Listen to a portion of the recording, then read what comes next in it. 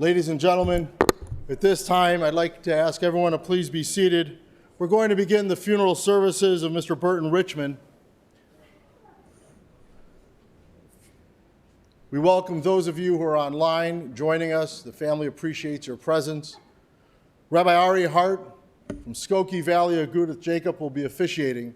We ask everyone here to please be sure that your cell phones have been turned off. In keeping with the tradition of respect to the Kohen, Burton Richman's casket is in the hearse with a shomer saying prayers, so that's why you do not see the casket here.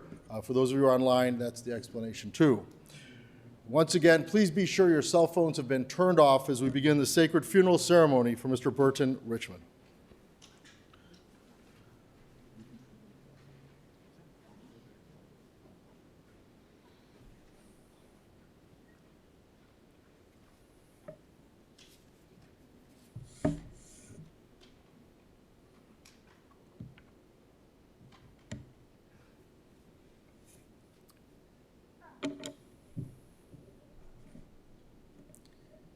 We're gathered here today to pay our respects and to say goodbye too soon, too suddenly, to our beloved Bert Richman, Baruch ben Yosef Erezel, son of Rose and Joe Richman, brother to Elaine, beloved husband of 61 years to Anne, and devoted father to Robin and Marla and Aviva, proud and loving grandfather to Aiden and Meirav.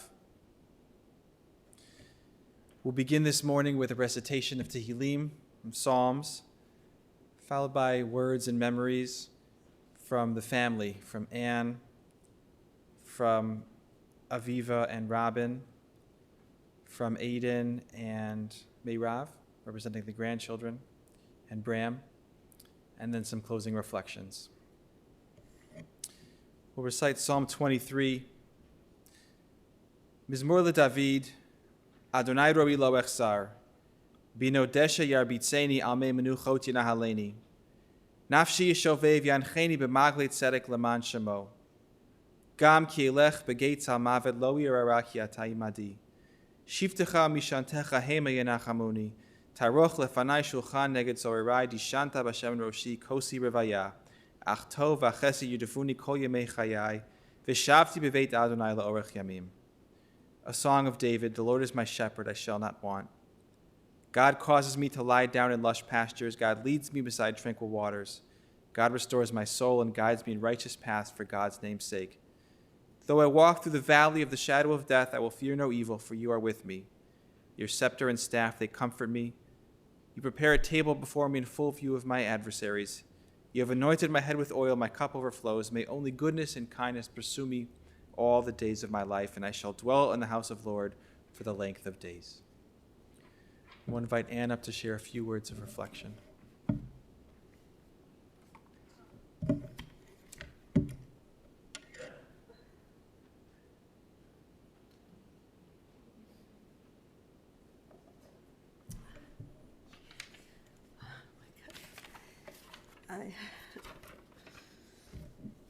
I don't know how to put into words. I don't know how to put into words 61 years of marriage. How do I say that we met when we were young and grew up together? That we had lived each day as each other's best friend and raising our beautiful, wonderful family. Bert, you always took care of me and our daughters and your mom and Elaine, Lana and Joni, and so many others. You cared about everyone, especially your friends that you kept from kindergarten through high school and beyond. And you always made me laugh. You would say something totally outrageous, and I would fall for it and say, "Really?" And then I would see you shake with laughter, and I would laugh too. How do I live a life when half of it is gone? I am just so grateful that God has given me these years with you.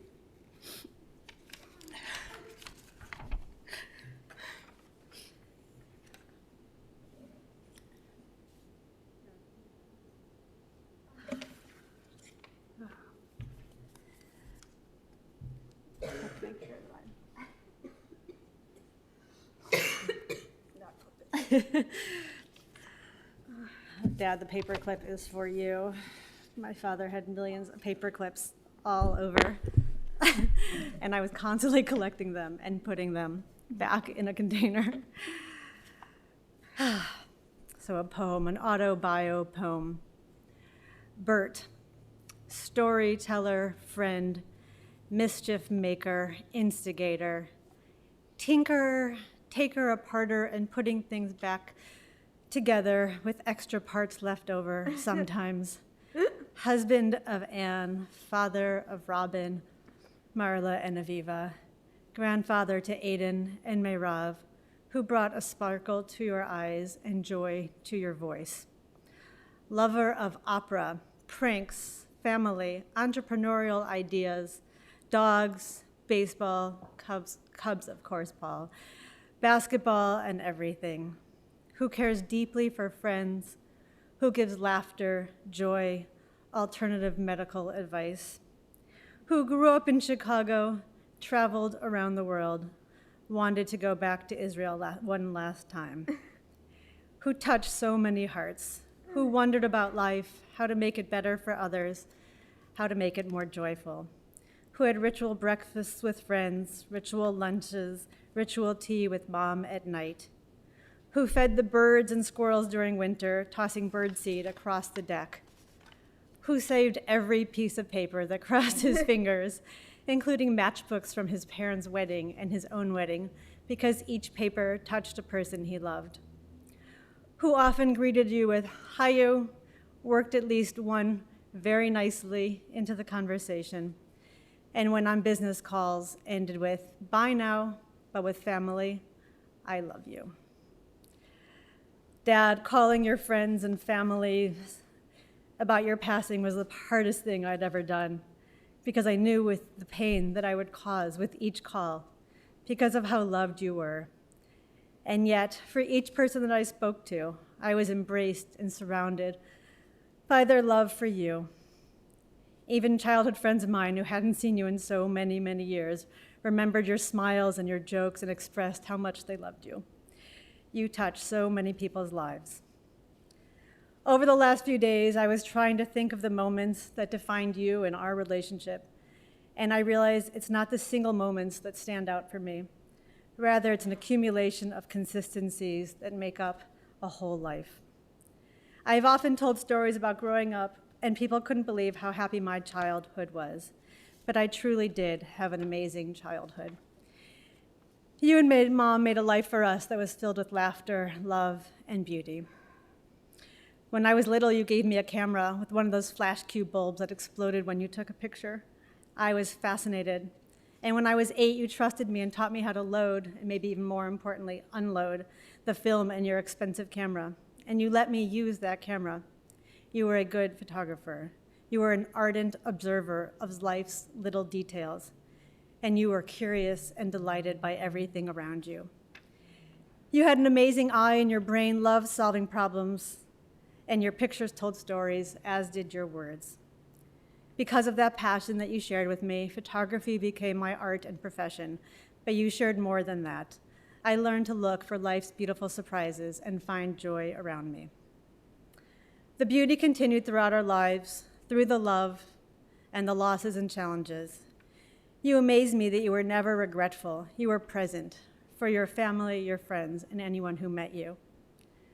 Most people grow older and their vision fails, yet you stopped wearing your glasses that you had been wearing most of your life. I think it was your willingness to face the challenges in your life, to see what was in front of you. You were willing to see it head on. I love you so very much. I won't. Do not. You're gonna be okay.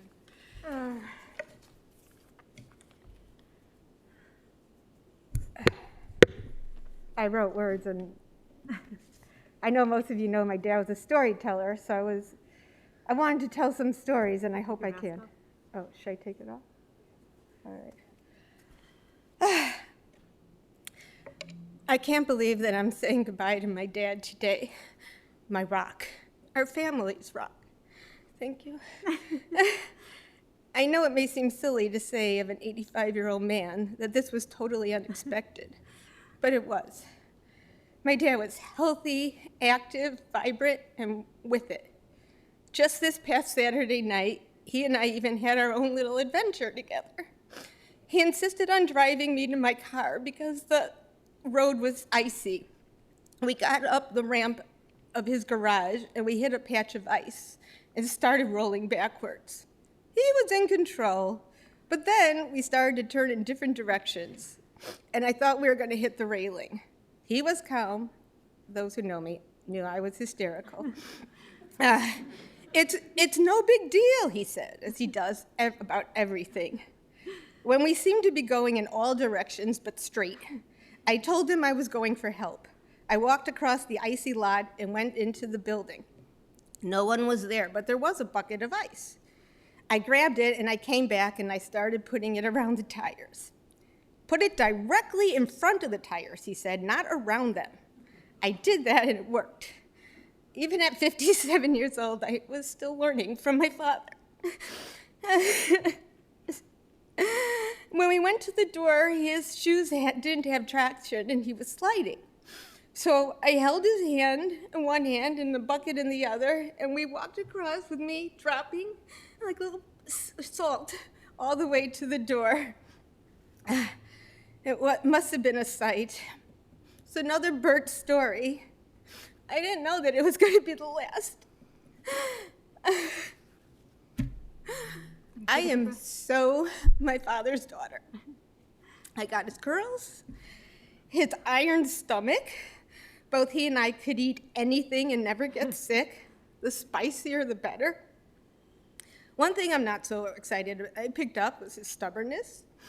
But then again, I got his laugh. My dad loved to laugh, crack jokes, and the two of us would often find humor in things that no one else did. We both had a very warped sense of humor.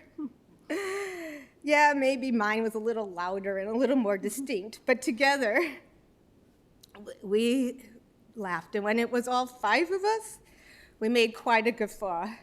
In fact, one time when we were on a family trip and were at a comedy show, our family found him so funny and we were laughing so loud that the comedian came out to us after the show and thanked us. My father loved people and took a genuine interest in everyone. Through his example, I learned to cherish my friends and family and nurture relationships. My father stayed close with so many of his elementary and high school friends throughout their lives. A friend of 60 years was a newer friend. He always added people as he went along, but he never let go of those he had. And of the many friends of mine, many in this room, who I knew from grade school and beyond, my dad loved them as much as I do. Some of them he'd even call on his own without ever letting me know. He would do anything for anyone. Just the other day, he was trying to contact the people who bought our old house because he remembered he never told them about something, I don't know, a spigot or whatever. He called 3 people to make sure that they would get the message. He was a man who always did the right thing. He didn't care if it was harder to do or more expensive to do, as long as it was done the way it was supposed to be done. Recently, I heard him when a client asked him what the difference was between using him and using someone else. He answered honestly, nothing. In the last few days, he got 2 phone calls from clients, both thanking him for going out of his way to make sure they were taken care of and worked so hard to find the right product for them. I think I learned that from him. As a father, he was always there for me. I never felt like I disappointed him. No matter what I decided to do, I always felt his support. When I lived in DC, he didn't like when I would drive the 12-hour drive home to Chicago. So over the years, we developed a little ritual. I'd start driving from DC, and he was very proud because he would make his way to the L from the Skokie Swift to the Midway Airport and get a one-way flight to Cleveland, where I'd pick him up after my first hours, and we'd drive the rest of the way together. I really didn't need him to do it. He, as he called me, the truck driver. But I loved our private time together. We talked 6 hours straight about everything. He always took interest in my trips and my clients. He kept close tabs on how many people would sign up for a trip. On Saturday, he asked me what my number was for my upcoming ski trip. I said, 38. He said, oh, you got 3 more since we last talked, which was true. While I was there this past weekend, I helped my mom and dad with Marla. I watched my dad lift her and move her and clean her.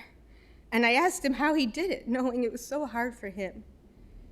And he just said, she's my child. She's sick. When he walked me to my car on Sunday, I guess I was fortunate that the very last thing he ever said to me was, I love you. Words that he always used. That kind of says it in a nutshell of what type of man and father he was. But it doesn't capture the storytelling Bert. He loved to tell stories, and most of us probably heard them over and over again. He had stories of when he was a law clerk and how he had to act as a judge one day when the judge was sick. He had stories of their summer house in Michigan and how he borrowed the milk truck to deliver milk, or how he stuffed the payphone with paper so he could collect the coins at the end of the day. How he and his friend Aki drove all the way to Florida with a bad gas pedal. Aki was on the floor working the pedals, and my dad with the eyes and doing the steering.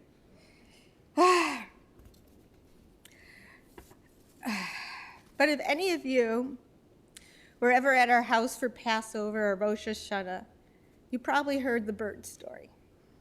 We always loved the bird story because it always made him laugh.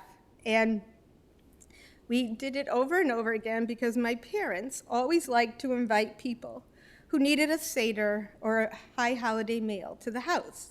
So whenever there was a new person over, we'd initiate them with the bird story. I'm not going to be able to tell the story the way that my dad did, especially today, but I'm going to try. So it was the weekend where my mom went to visit her sister, and I had just called to tell him that I had broken my nose in Ramah. So there were a few things going on, and he was alone. Was Marla home? We don't know, but Aviva was home. And the bird, a little tiny parakeet, had some issues and was fluffing. And my dad called my mom and said, you know, the bird has, you know, fluffing or whatever. And my aunt said, oh, you gotta take him to the vet. He's like, take a bird to the vet? He's like, take him to the vet. So my dad goes to the vet, and he walks in, and he goes to the receptionist, and they say, name? And he goes, mine or the bird? She didn't think he was so funny. Then he sat down, and next to him was a bird in a cage, and it was doing like spinning over and over again. And my dad's like, wow, that's really cool. You should get your bird on David Letterman's Animal Tricks. And she looked at him and she said, he lost his leg and he can't stand up, and that's all he does. My dad felt a little bad. Then they go into with the vet. And the vet says, well, I have to weigh him. So he goes out of the room and he comes back, and my dad says, I bet I know how you did that. You got on the scale without him and then on the scale with him. And the vet also did not think it was so funny. Of course, if I was there, I'd be laughing. So then the vet looks at the bird, and he's pulling the wings and doing all these things, and he says to the vet says to him, well, do you want the aggressive treatment or the non-aggressive treatment? And my dad says, well, what's the aggressive treatment? And he says, well, I'm going to do this, and we're going to operate. I don't know. He goes on, and my dad says, oh, what's the non-aggressive technique? And he says, well, you're going to give the bird 3 drops, every day. And he says, do you think you can do it? My dad goes, you can do it, I can do it. So he and Aviva watch, the vet give the thing, and they take the bird and they go out to pay or leave. And the rest of it says, it says how much it costs. My dad puts the bird on the desk and says, you can have it. And walks out. But no, he did take the bird, and unfortunately, I think the bird did die the next day. But We tried. they tried, and that was my dad. And I'm gonna leave on that, but Dad, I love you so much, and I hope you know that you are my best friend.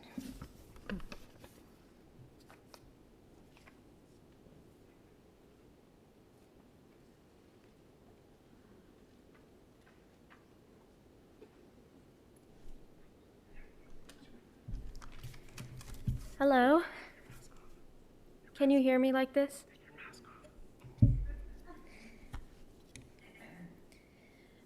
I have many memories of Papa, many stories that I could tell, but one particularly stands out.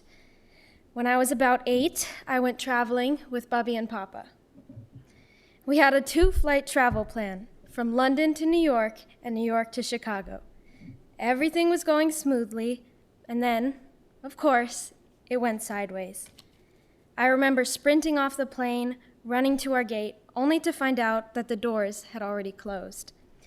I started crying, I was hangry, Bobby was hangry, but Papa, despite being just as tired as us, stayed calm.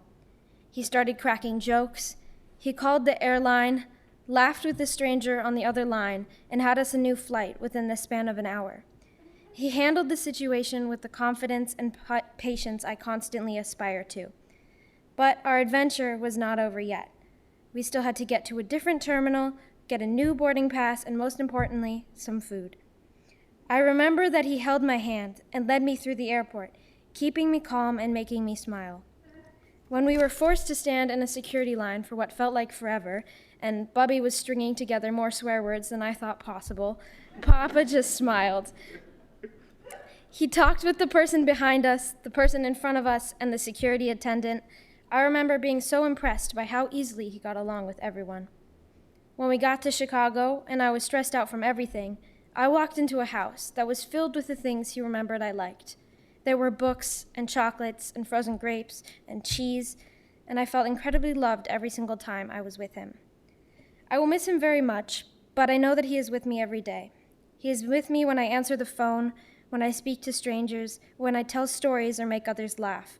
He is with me when I plan pranks that are yet to be executed or when I get into a sliver of trouble, and I love him very much.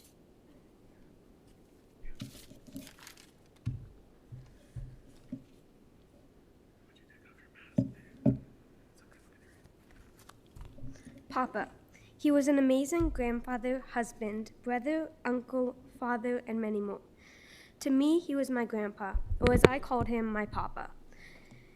I'm having a hard time processing that you're actually gone, so I'm just going to say a few words as if it's your birthday and I'm telling you all the great things about you.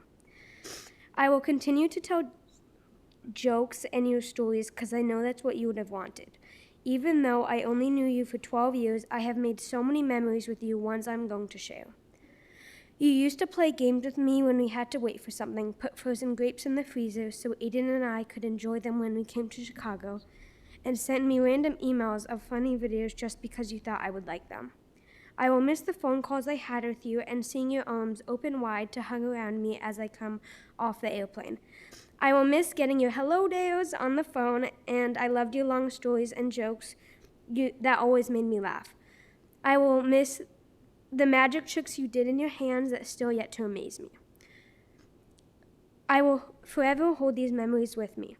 But Papa, I will miss you dearly, one like no other. Thank you for being such an amazing person that you were, and caring for everybody, including me. I have so many more memories with you, like playing games in London when you fell asleep on the floor, or playing piano in the living room. I loved every second I got with you and will cherish each memory I had. I will miss you dearly. I love you, Papa.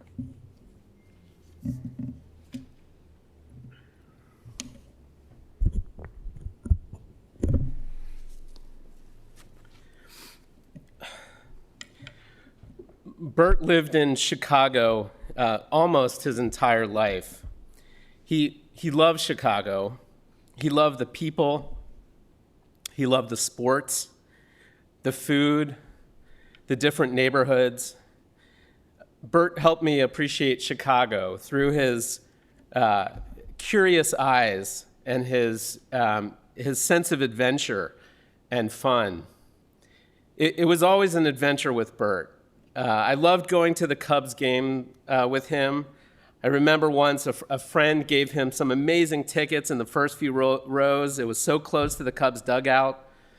And it was equally fun getting booted out of that Cubs game, leaving those same incredible seats when his friend's friend showed up with the same amazing tickets that we had. He knew every single person in Chicago, every one of them, or at least it seemed that way. He was always talking to everyone he met, wherever he was, smiling, joking around, sharing stories. He had so many lifelong friends, deep, meaningful friendships, all over the city and all over the world. No matter what you needed or discussed, Burt knew someone, a friend of a friend, a cousin, a neighbor, who could help you. Burt was generous that way. Burt knew every single street in Chicago, better than any Uber driver or taxi driver, even better than Google Maps. I learned not to trust my phone directions on the many, many trips that I took through in the city with Burt. But of course, he was always driving, not me, because he never let me drive his car. He was careful. I'm a little too reckless, and Burt was an insurance agent after all, so he had very good judgment. Burt was a creature of habit. He had breakfast with the same close friends for more than 50 years. He ran his family insurance business for many, many years. He had so many great stories and jokes. You heard from Robin that he would refine year after year, Jewish holiday after Jewish holiday, new guests after new guests. And he had so many Burtisms or similar turns of phrases. Like Aviva said, he very nicely said this, she very nicely gave me that. That was Burt. For Burt, going to shul, keeping kosher, observing Judaisms were traditions really important to him, and he passed this on to his daughters. Burt's familiar habits were habits of love, of laughter, of loyalty, of friendship, of family, and of tradition. Burt was generous and loving and fiercely, fiercely loyal to his family. He was dedicated to Marla in face of incredible obstacles, never blinking an eye as he dutifully lifted her and cared for her day in and day out. I was so amazed by this, his capacity for perseverance and care despite everything that was thrown at him. And I was amazed with his bond with Anne, inseparable from Anne, such an incredibly strong love, always together, laughing together, struggling together, celebrating together, eating the same dishes at restaurant together, parenting and grandparenting together day in and day out. He was so amazingly patient with Anne, no matter how hangry or how frustrated the situation was. Bert was just an incredible man. He had so much patience and calmness and perseverance, and I really adored him. So I love you so much, Bert, and you were really, truly a mensch.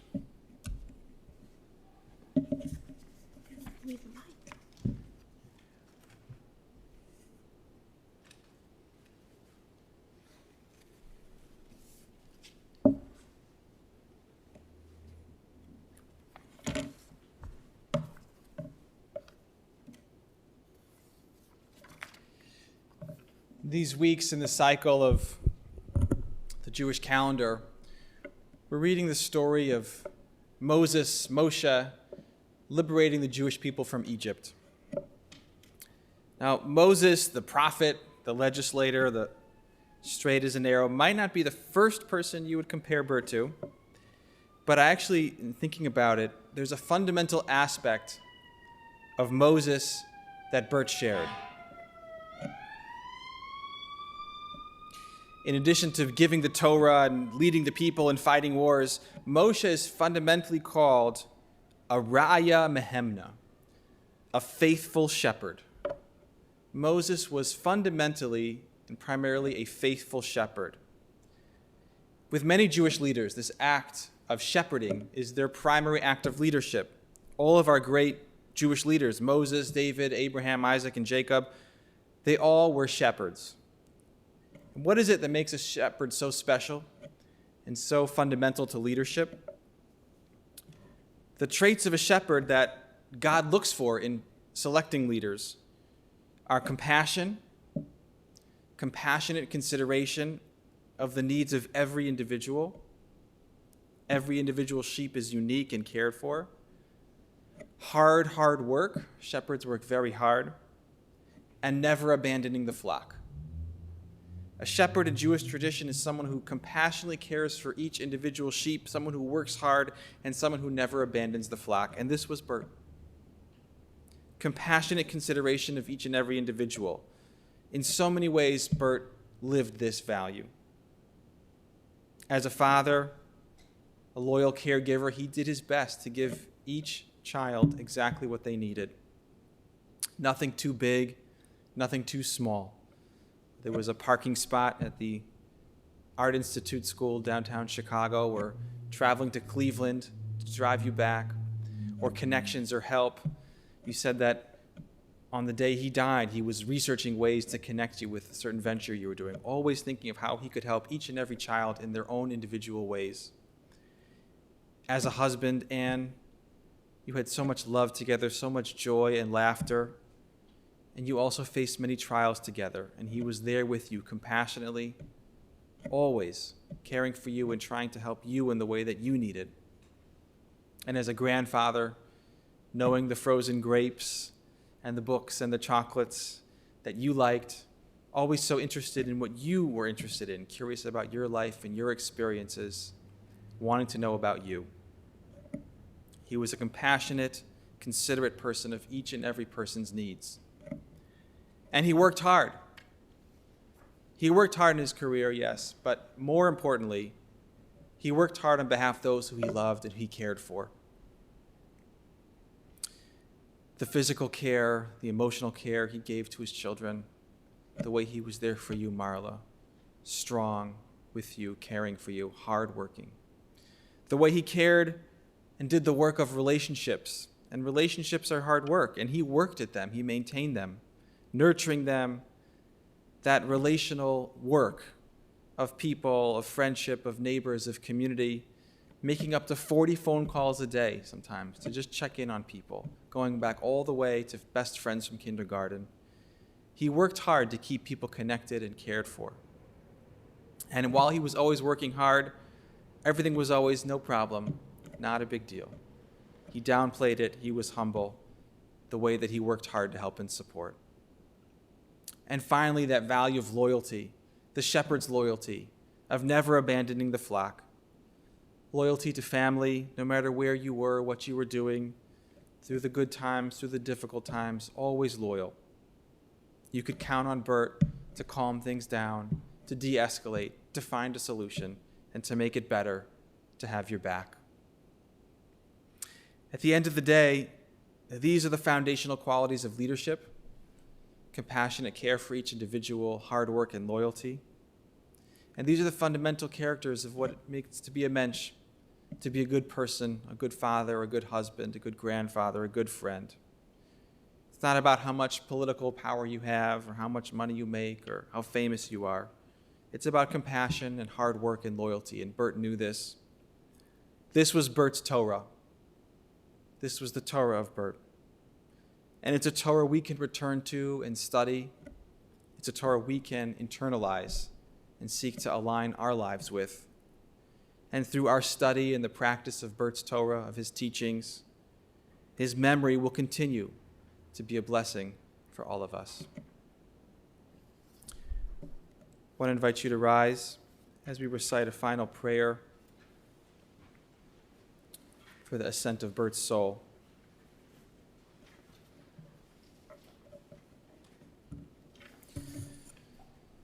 El Malei Rachamim, Shochein Bamromim,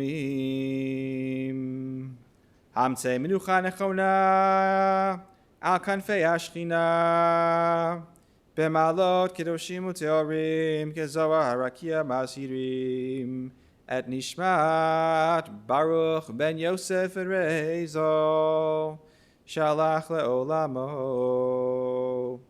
Bavor Shanachnu Mitpalalim Bad Askarat Nishmato Began Eden Tehei Menuchato Lachein Balarachamim Yasyurei B'Seter Knafav Le'olamim Vitzor B'Tzor Chaim Nishmato Adonai Unachalato V'yanuach B'Shalom HaMishkavo V'nomar Amen. God, full of compassion, who dwells on high, grant proper repose on the sheltering wings of your presence, in the lofty levels of the holy and pure, who shine as the brightness of the firmament, unto the soul of Baruch ben Yosef Erezel, Burton Richman, who has gone to his world and for whose memory we pray. May his repose be in paradise. May the Master of compassion bring him under the cover of God's wings and bind his soul in the bond of life. May the Lord be his heritage, and may he repose on his resting place in peace. And let us respond, Amen. You may be seated.